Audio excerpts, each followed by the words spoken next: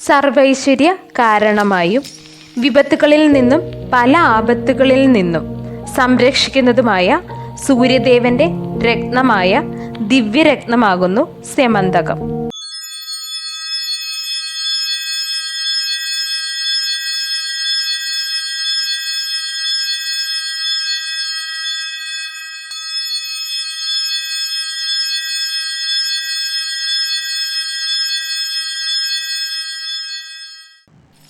സൂര്യദേവന്റെ ഊർജത്തിന്റെ അംശമായ സ്യമന്തകം എന്ന അമൂല്യരത്നം ഭൂമിയിലേക്ക് വന്നത് ഇപ്രകാരമാകുന്നു. ശ്രേഷ്ഠ വംശമായ യദുവംശരാജാവായിരുന്നു നിഗ്നൻ.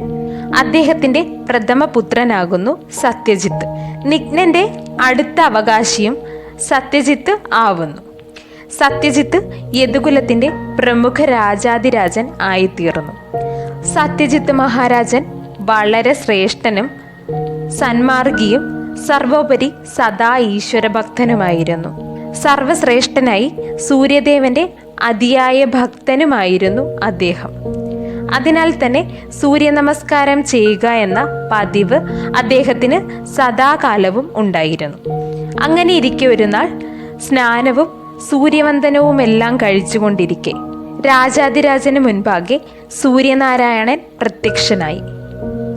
സത്യജിത്തിന്റെ ഭക്തിയിൽ സംതൃപ്തനായ സൂര്യദേവൻ തൻ്റെ തിരുമാറിൽ അണിഞ്ഞിരുന്ന ആ ദിവ്യരത്നം സത്യജിത്തിന് വരദാനമായി നൽകി. ദേവൻ അരുളി, ഈ രത്നം കൈവശമുള്ളപ്പോൾ നിനക്കോ നിന്റെ രാജ്യത്തിനോ പ്രജകൾക്കോ യാതൊരുവിധ ഹാനികളോ രോഗങ്ങളോ പ്രകൃതിക്ഷോഭമോ ഉണ്ടാകില്ല. സദാ സമ്പൽ സമൃദ്ധി മാത്രമേ ഉണ്ടാകുകയുള്ളൂ. അതുപ്രകാരം സത്യജിത്തിന്റെ രാജ്യത്തും ഖജനാവിലും സ്വർണ്ണാഭരണങ്ങളും രത്നങ്ങളും സ്വർണ്ണ നാണയങ്ങളും കൊണ്ട് നിറഞ്ഞു സർവസമ്പന്നമായി കഴിഞ്ഞു. അങ്ങനെ കഴിയും കാലം ഈ അമൂല്യ രത്നം അണിയുവാൻ ആഗ്രഹം പ്രകടിപ്പിച്ച സത്യജിത്തിന്റെ സോദരൻ പ്രസേനൻ ഒരു നാൾ ഈ അമൂല്യ രത്നം അണിയുന്നതിനായി അദ്ദേഹം കൈമാറി. പ്രസേനൻ ആ രത്നവും ധരിച്ചുകൊണ്ട് മൃഗയാ വിനോദത്തിന് പുറപ്പെട്ടു. വനത്തിന്റെ ഉൾഭാഗത്ത് പ്രവേശിച്ച മാത്രയിൽ പ്രസേനന്റെ മാറിൽ മിന്നിത്തിളങ്ങുമ്പം വണ്ണമുള്ള എന്തോ ഒന്നിന്റെ പ്രഭ ആ വനത്തിൽ വസിച്ചിരുന്ന മൃഗാധിപതിക്ക് അരോചകമായി തോന്നി. അതിനാൽ ആ സിംഹം പ്രസേനനെ ആക്രമിച്ചു. ആക്രമണത്തിൽ പ്രസേനൻ കൊല്ലപ്പെട്ടു. സിംഹമാവട്ടെ പ്രസേനന്റെ മൃതശരീരത്തിൽ നിന്നും ദിവ്യമായ സ്യമന്തകവും കടിച്ചെടുത്ത് ഓടി. എന്തോ ഒരു പ്രഭയായ വസ്തുവും വഹിച്ചുകൊണ്ട് കുതിക്കുന്ന സിംഹത്തെ ത്രേതായുഗ പുരുഷനും ശ്രീരാമസേനാധിപതിയായ സുഗ്രീവന്റെ വഴികാട്ടിയും സപ്തചിരഞ്ജീവികളിൽ ഒരുവനുമായ ജാംബവാൻ കാണാനിടയായി. ആ സിംഹത്തെ അദ്ദേഹം വധിക്കുകയും അമൂല്യമായ സ്യമന്തകം കയ്യിലെടുക്കുകയും ചെയ്തു.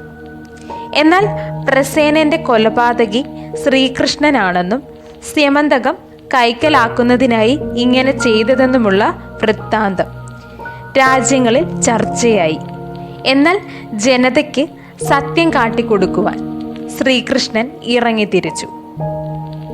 അതിനായി ഭഗവാൻ പ്രസേനന്റെ കാൽപാദങ്ങൾ തുടർന്നുകൊണ്ട് ഗമിച്ചു.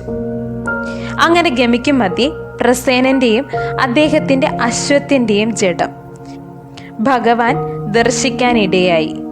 ആ രണ്ട് മൃതശരീരങ്ങളും സംസ്കരിച്ച ശേഷം അവരെ ആക്രമിച്ച സിംഹത്തിന്റെ കാൽപ്പാടുകൾ സഞ്ചാരദിശ ഗ്രഹിച്ചുകൊണ്ട് മുൻപോട്ട് നീങ്ങി. അങ്ങനെ ചെന്നപ്പോൾ സിംഹത്തിന്റെ മൃതശരീരവും അതിനെ ആരോ ആക്രമിച്ച സൂചനകളും അവിടെ ദർശിച്ചപ്പോൾ കരടിയുടെ കാൽപാദം. ജാംബവാൻ എന്നാൽ കരടികളുടെ രാജാവാകുന്നു. അതിനാൽ തന്നെ കാൽപ്പാടുകൾ നോക്കി ശ്രീകൃഷ്ണൻ മുൻപോട്ട് ഗമിച്ചു. അവിടെ ഒരു ഗുഹ. അതിൻ്റെ കവാടത്തിന് മുൻപാകെ രണ്ട് ബാലകർ ആ രത്നവും കൊണ്ടിരുന്ന് ക്രീഡയിൽ ഏർപ്പെട്ടുകൊണ്ടിരിക്കുന്നു. ശ്രീകൃഷ്ണ ഭഗവാൻ അദ്ദേഹത്തിന്റെ സ്വരസിദ്ധമായ ശൈലിയിലൂടെ കുട്ടികളോട് ആ വസ്തു തനിക്ക് തരാമോ എന്ന് ആരാഞ്ഞു. എന്നാൽ അപ്പോഴേക്കും ജാംബവാൻ ആഗതനാകുകയും കൃഷ്ണനെ ആക്രമിക്കാൻ തുനിയുകയും ചെയ്തു. എന്നാൽ വലിയൊരു യുദ്ധമായി മാറിയത്. 28 നാൾ നീണ്ടുനിന്ന യുദ്ധത്തിന് ശേഷം ജാംബവാൻ ശ്രീകൃഷ്ണനോട് പരാജിതനായി. രത്നവും തിരികെ ഏൽപ്പിച്ചു. കൂടാതെ പുത്രിയായ ജാംബവതിയെ വിവാഹവും ചെയ്തു നൽകി.